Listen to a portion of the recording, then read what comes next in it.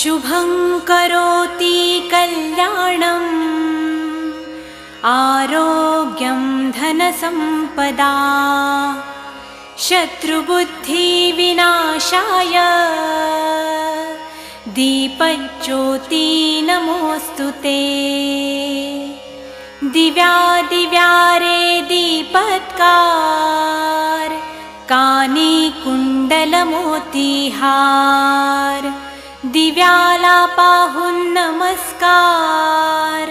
तिळाचे तेल कापसाची वात दिवा तेवे देवा पाशी